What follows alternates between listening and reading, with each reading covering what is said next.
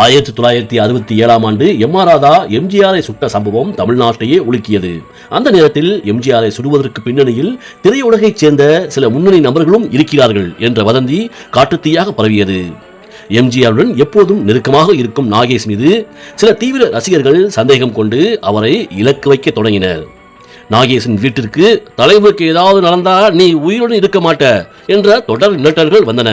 அந்த சமயத்தில் பயந்து போன நாகேஷ் தன் வீட்டிற்கு துப்பாக்கி ஏந்திய போலீஸ் பாதுகாப்பை கோரி பெற்றார். எம்ஜிஆர் மருத்துவமனையிலிருந்து குணமடைந்து வந்து நாகேஷை நேரில் பார்த்து பேசிய பிறகு அந்த உயிர் பயம் தணிந்தது. நாகேஷ் தனது சொந்த தியேட்டரை கட்டி பெரும் கடனில் சிக்கிய போது அதை ஏலத்திற்கு கொண்டு வர வங்கியும் கடன் கொடுத்தவர்களும் தீவிரமாக முயன்றனர். நாகேஷ் தற்கொலை செய்து கொள்ளும் அளவுக்கு மன உளைச்சலுக்கு ஆளானார். இந்த விஷயம் முதலமைச்சராக இருந்த எம்ஜிஆருக்கு தெரிய வந்ததும் அவர் நாகேஷை நேரில் கூப்பிடவில்லை. மாறாக ரகசியமாக தனது அதிகாரிகளை அனுப்பி நாகேஷின் கடனை வசூலிக்க நெருக்கடி கொடுத்த முக்கிய நபர்களை அழைத்து நாகேஷ் தியேட்டர் ஏலத்திற்கு வரக்கூடாது, அவருக்கு அவகாசம் கொடுங்கள் என்று ஒரே போன் காலில் மிரட்டல் துணியில் எச்சரித்தார். கடன் கொடுத்தவர்களும் அஞ்சி பின்வாங்கியதால் நாகேஷின் தியேட்டர் தப்பியது. நாகேஷுக்கு பின்னாளில் தான் இந்த ரகசிய உதவியை செய்தது எம்ஜிஆர் என்ற விவரமே தெரிய வந்தது. மக்கள் திலகம் எம்ஜிஆர் உச்சகட்ட அரசியலில் இருந்தபோது யாரும் அவர் முன் எதிர்த்து பேசவோ அல்லது அவரை பற்றி நகைச்சுவை செய்யவோ அஞ்சுவார்கள். ஆனால் ஒரு சினிமா விழாவில் எம்ஜிஆர் மேடையில் அமர்ந்திருக்க நாகேஷ் மைக்கை பிடித்து, அண்ணன் எம்ஜிஆர் ஏழை எளியவர்களுக்கு அள்ளி கொடுப்பார்னு சொல்லுவாங்க, ஆனா எனக்கு கொடுக்க வேண்டிய சம்பளத்தை குறைக்காம கொடுத்தா நல்லா இருக்கும் என்று எம்ஜிஆரை நேரடியாகவே கலாய்த்தார். அரங்கத்தில் இருந்த அனைவரும் அதிர்ச்சியில் உறைந்தனர். எம்ஜிஆரின் ஆட்களுக்கு கடுமையான கோபம் வந்த போதிலும் மேடையில் இருந்த எம்ஜிஆர் இதை கேட்டு விழுந்து விழுந்து சிரித்து நாகேஷின் துணிச்சலை பாராட்டியுள்ளார். நாகேஷை தவிர வேறு யாராவது இதை செய்திருந்தால் அன்று நிலைமையே வேறாகி இருக்குமாம். நகைச்சுவை மன்னன் நாகேஷ் சொந்தமாக படம் எடுக்க தொடங்கிய போது அவரிடம் எம்ஜிஆரின் எதிராளிகள் அதிக அளவில் முதலீடு செய்ய முன்வந்தனர். நாகேஷை வைத்து எம்ஜிஆருக்கு எதிராக ஒரு சினிமா சிண்டிகேட்டை உருவாக்க முயற்சி நடந்தது. இந்த சதித்திட்டம் எம்ஜிஆரின் உளவுப்படை மூலமாக அவருக்கு தெரிய வந்தது. ஆனால் எம்ஜிஆர் நாகேஷை சந்தேகப்படாமல் நேரடியாக நாகேஷின் வீட்டிற்கே சென்று, உன்னை சுற்றி சில விஷக்கிருமிகள் வலை பின்னுகிறார்கள், அவர்களிடம் கவனமாக இரு என்று எச்சரித்து நாகேஷை அந்த ஆபத்தான கூட்டணியிலிருந்து காப்பாற்றினார். திரைக்கு பின்னால் இவ்வளவு பெரிய அரசியல் பிணட்டல்கள் மற்றும் பண போராட்டங்கள் நடந்த போதிலும் இருவருக்கும் இடையே இருந்த அந்த அசாத்தியமான பிணைப்பை யாராலும் உடைக்க முடியாமல் போனதுதான் மிகப்பெரிய ஆச்சரியமாகும். மக்கள் திலகம் எம்ஜிஆருக்கு ஆதரவாக அன்றைய காலத்தில் சில ரவுடிகளும் தாதா போன்ற அமைப்பினரும் செயல்பட்டு வந்தனர். நாகேஷ் சில மேடைகளில் எம்ஜிஆரின் பெயரை குறிப்பிட்டு நகைச்சுவையாக பேசியதை அவர்கள் எம்ஜிஆரை கேலி செய்வதாக தவறாக புரிந்து கொண்டனர்.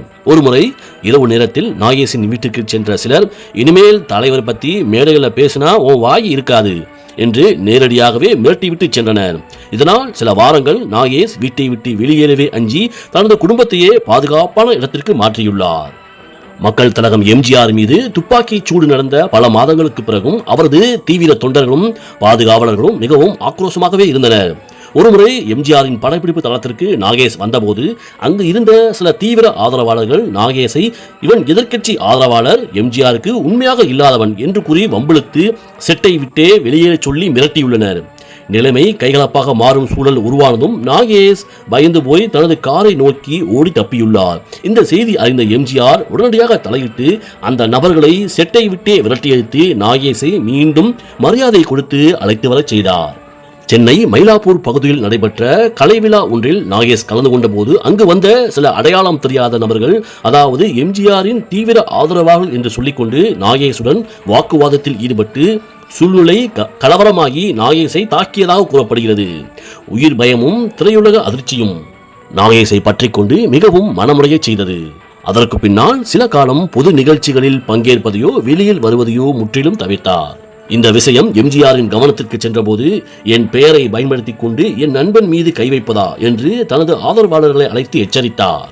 பிறகு நாகேஷை நேரில் அழைத்து இந்த சம்பவத்திற்கும் எனக்கும் எந்த சம்பந்தமும் இல்லை என்பதை தெளிவுபடுத்தி அவருக்கு தேவையான பாதுகாப்பிற்கு உத்தரவாதம் அளித்து அனுப்பி வைத்தார்.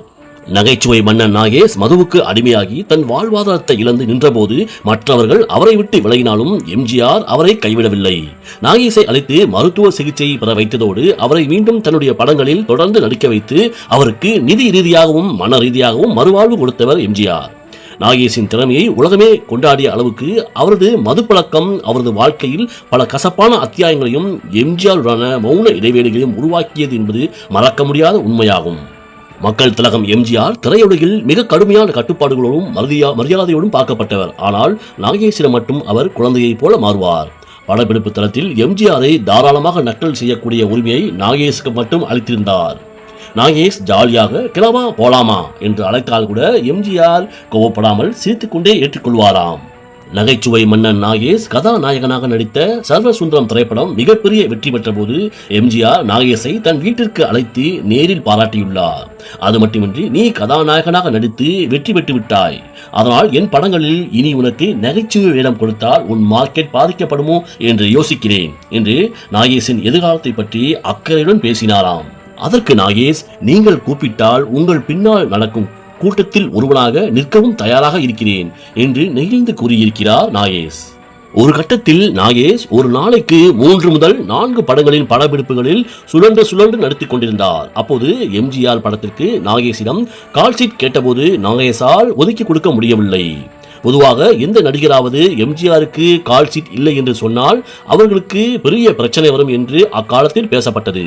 ஆனால் நாகேஷின் உழைப்பையும் சுமையையும் உணர்ந்த எம்ஜிஆர், பரவாயில்லை நாகேஷ், உனக்கு எப்போது நேரம் கிடைக்கிறதோ அப்போது என்னுடைய செட்டுக்கு வா, உனக்கான காட்சியை நான் உடனே படமாக்கி அனுப்பிவிடுகிறேன் என்று கூறி நாகேஷுக்கு சிறப்பு சலுகை அளித்துள்ளார் எம்ஜிஆர்.